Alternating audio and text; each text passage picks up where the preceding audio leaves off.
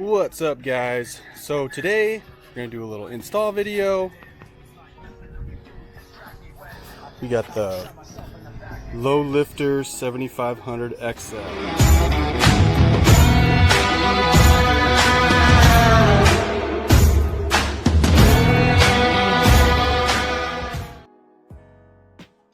It's a really crappy day today. Super smoky. I'm gonna try to get this done as fast as I can. So right now we're going through one of the largest fires in California's history. The Hennessy fire turned into it basically merged into a bunch of different ones around Lake Berryessa. So it's in Napa County, Solano County, and Yolo County, I believe. So kind of sketchy. Quality's pretty crap.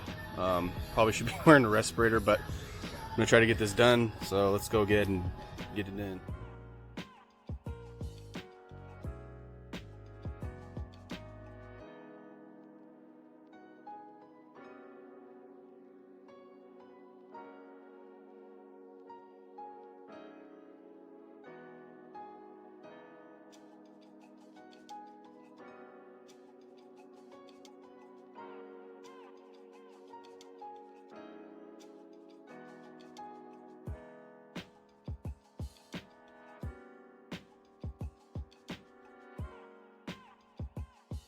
Alright, so here's everything the kit comes with. Here's your air hoses and some hardware, like heat shield in there. Here's U-bolts, carriage bolts, all your hardware.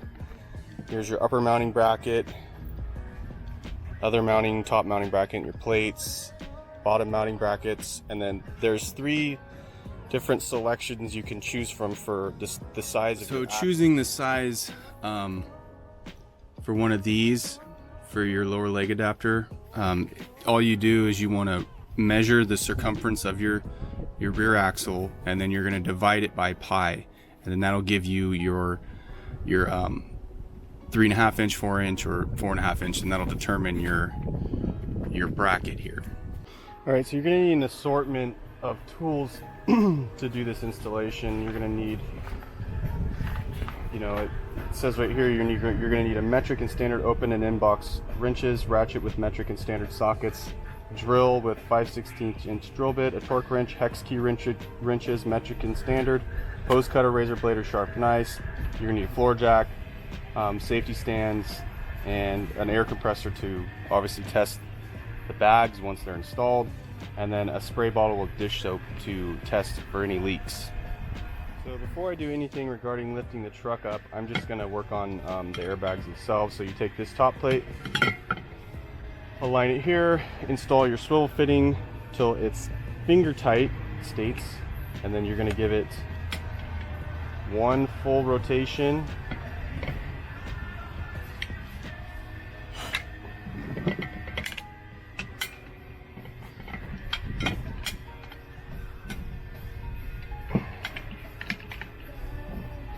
And a half.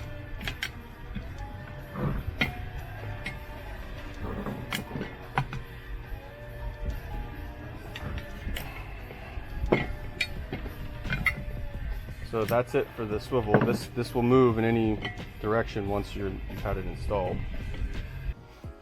Alright, so once you have this piece on here, then you're going to take your bracket, install that here on this section, and then you have your 3/8 hex bolts, and then so you're going to do your lock nut. So it suggests no more than 20 foot-pounds, so I'm going to go about 15.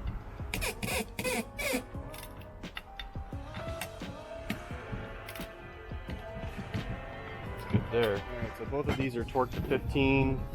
Now you're going to take the unit, flip it over, grab this top one, or bottom one, place it on like so.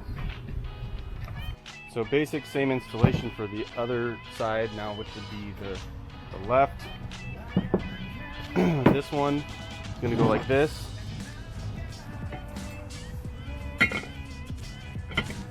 And then you'll have this pushed all the way forward to this, so it'd be the other side. Okay, I wanted to point something out that's really important about installing these is when you do put these plates on, these bolts here need to be on the upper section. So if you have it flipped over around, then this would be on the lower side. So I made that mistake. I didn't have it up here and I had to just quickly take the plate off and replace it. It just won't align up with the upper bracket. If you have that, it'll be off centered of the bracket here, so that's really important. All right, so you'll take your lower main plate bracket, and then you're going to take your lower bracket's cup and you're going to align it like so. And they have two of these carriage bolts which are a different color than the rest of them. There's two of them and they're smaller, and then there's two nylon lock nuts and then two washers. So then you're going to install this here. There's a little recession on there, and you'll do that on both lower brackets. And then you're just going to leave this loose because you need to be able to slide this back and forth for installation purposes. Okay, so once you have this in place, you're going to grab your 10-inch carriage bolts, slide them through this slot here, and then you're going to have this plate on the bottom. And then this is you're going to make sure that you know which side you're going on. Going to get orientated like so, and you're going to take these same hex bolts for the other side,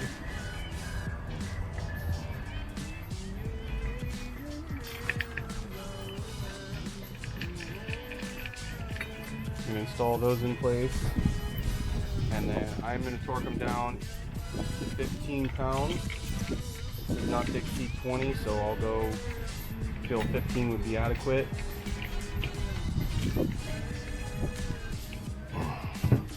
Alright, so in order to get this slid over all the way, you're gonna have to loosen these up and make sure you get these carriage bolts up all the way so you can get that over. Go ahead and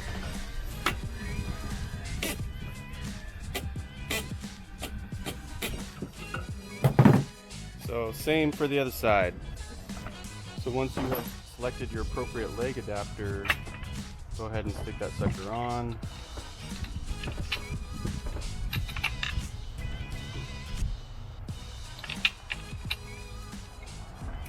Like so.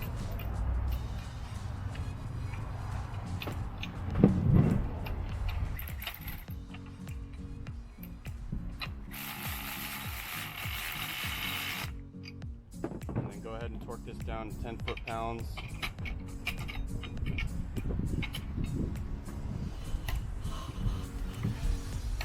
Right there. So same on both sides. So now we got the airbags put together. We're gonna go ahead and jack the truck up and get started on installing. All right, so now the truck's jacked up, so you're gonna get a 5/8 socket. You're gonna remove both nuts on either side of this jounce bumper and completely remove it.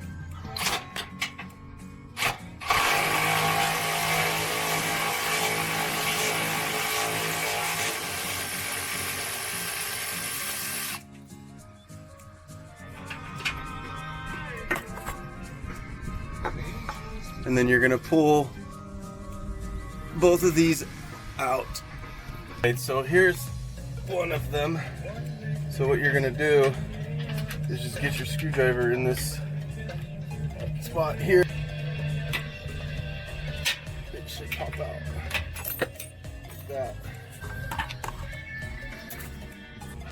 So you're gonna do that on both sides. So my advice when you get these off, I would keep all the hardware together just in case you ever have to take the airbags off and you want to keep these around to put back in place if they ever get damaged, or it's just good to keep stuff like this. Next, you're going to get your upper chassis bracket ready, so you're just going to put those 3 carriage bolts in those locations. Okay, then you're going to grab these universals and get them in there like so, on this side and on that side.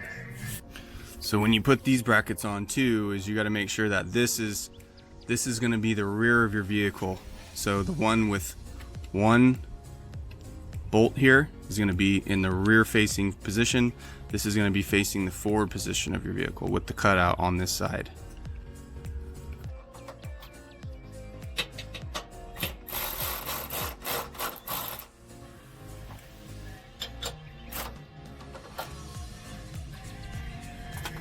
Same as the other side. All right, so I forgot to put this bolt in, so I just had to loosen these two and then pop this on both of these so I could get that in. Forgot it. And on this upper bracket here, you have to keep this loose enough. If you want it, you can get these ones, this one and that one in, but to get this one in, it's pretty tight to the frame, so you have to loosen this, keep these loose enough to get this in there.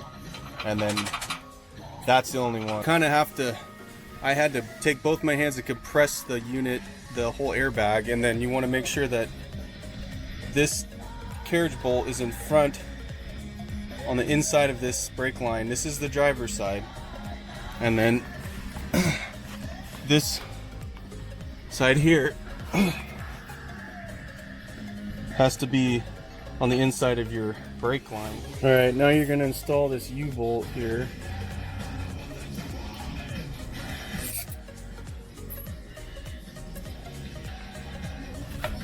They give you multiple locations, hole locations, to try to make sure you got enough room. I'm just gonna go to the bottom.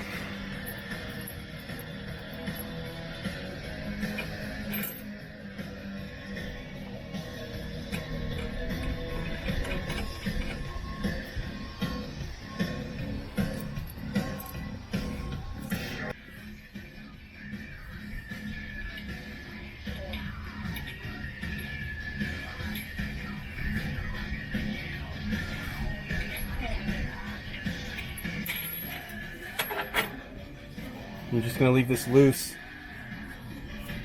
Okay, so then you're going to start installing this here on the carriage bolts that come down. So you may have to trim these if you have a sway bar. Say an F250 or dually.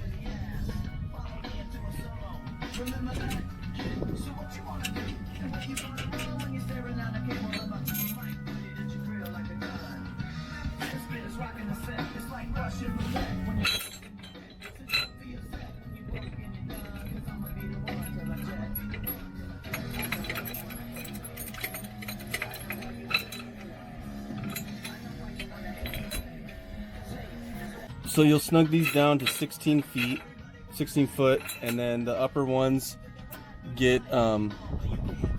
You're going to evenly snug these down.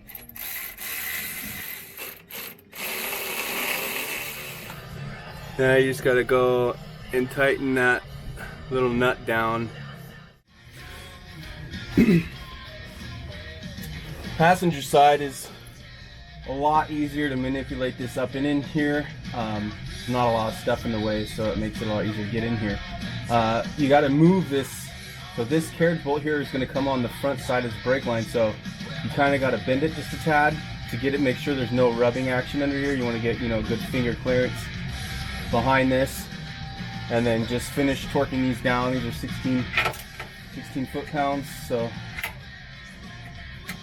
that one's good.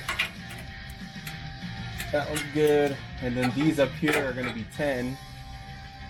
So it's the same as the other side. The driver's side is a lot more difficult to get the bag up and into its place. It's just, there's a lot of stuff in the way. I've had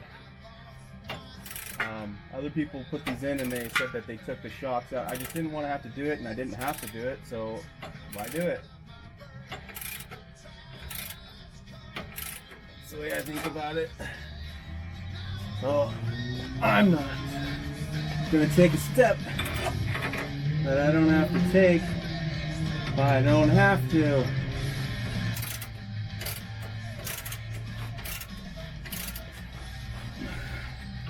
I'm just trying to snug this up, get 10 foot-pounds on here.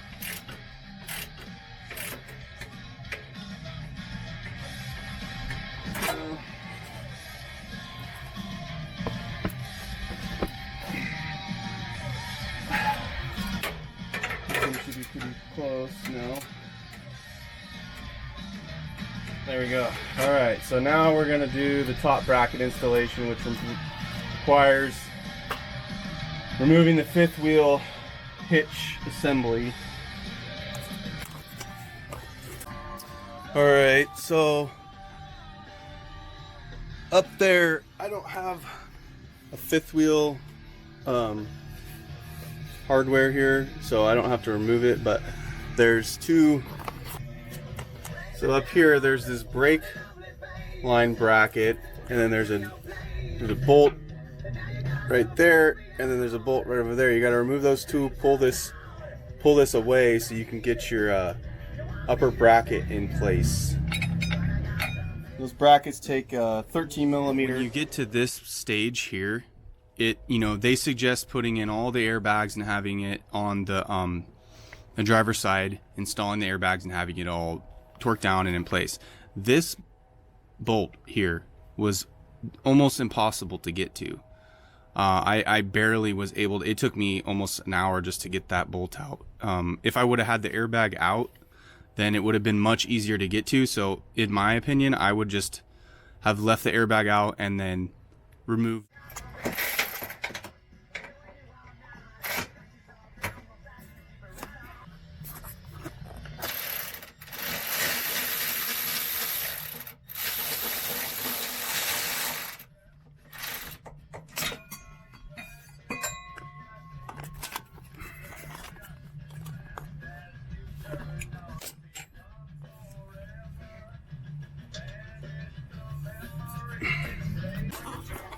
So that bolt right there was such a pain to get out, almost impossible. So here's the driver's side airbag. So everything's installed. So you're gonna get up in here, and that's where that bolt is going to be.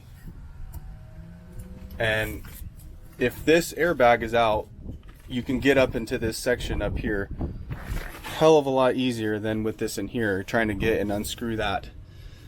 Everything else, I didn't have to take anything else apart to get these bags in. To get this upper bracket in was a pretty big pain, but I mean, it eventually went in. So you just stick a carriage, your larger diameter bolt from the opposing side of the frame.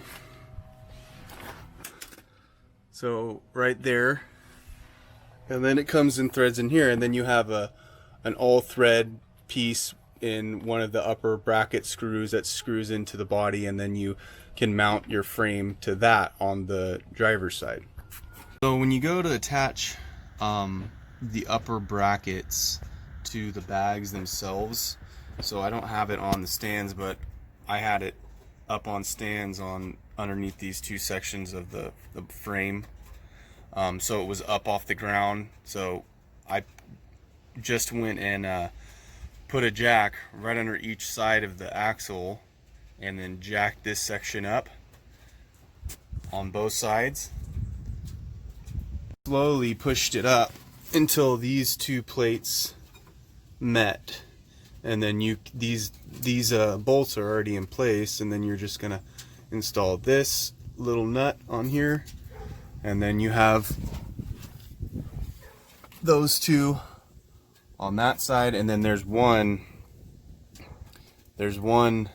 that's right up in here on the top, right there on the driver's side, and it's the same on the passenger side. Same concept. So as you will be up in the air higher than normal, and then you'll just put and push up on this end to bring your axle up to the plate, the upper bracket plate on both sides. Just slowly push it up until you get all those bolts lined up. The passenger side is much easier, just getting the bag in place and everything. even installing the heat shield is pretty easy. I had to take two and combine the two pipe clamps to make it fit around this section here to get that to fully surround it. But so this is one of the larger diameter bolts is up here, just comes in through the other side, and then there's another one right up in here, and then just comes through and you can torque it down. So I just routed my my line for my hose line. You can see it's right here, and I routed it right through the back of the truck. So here it pops out right here, and then it comes down, and then it comes over here, and I just drilled a hole in this section here, and then the other one just comes right here, and then I routed it and followed the factory harness. So it's here, and then it goes up.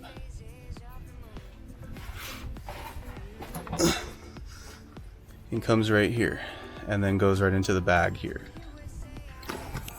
Goes right into the bag, right there. So when you're cutting your air hoses, you want to make sure that you either use a hose cutter, don't use scissors, or a razor knife against a hard surface, and you just go straight down square cuts, and then that'll make sure that you don't have any weird little edges on your line when you go to press it into the fittings. They also suggest to run these at least at 5 psi when you're not towing or anything, just so you don't cause any problems with the bags and cause them to get smashed or anything. It's just a good. So that's at 5 psi. I already went through and pressurized the system. I already pressurized the system for about a half an hour, and then I went and checked the PSI to see if it was the same, and it was the same. And I also made sure, and I went and sprayed all the fittings with soapy water to make sure there wasn't any air bubbles popping out. So I set it up at 30 psi and just let it sit there for a good 30 minutes. And made sure I sprayed all those fittings here and all the ones on the bags. This was not an easy installation by any means. It was very time consuming. I ended up going into the next day to do this video because it got really dark by the time I actually finished doing all it and running all the wires and everything, or the hose, the air lines. But yeah, in my opinion, it's well worth it for this, for what it's going to do for me. It's going to help a lot with bringing my rear end up, for especially towing heavier equipment and everything. I want to point out one thing: these bags don't increase your payload at all. So don't overload your truck and think it's going to add 7,000 pounds of extra payload to your, trailer towing capacity. It doesn't. It just, they're allowed to push up 7,000 pounds and when there's pressure on the tail or on the actual hitch. So don't think it's improving on your payload capacity. So I got a compressor, onboard compressor for this as well that I'll be installing. So look for that. If you like the content, forget to hit that like and subscribe button. Thanks, guys.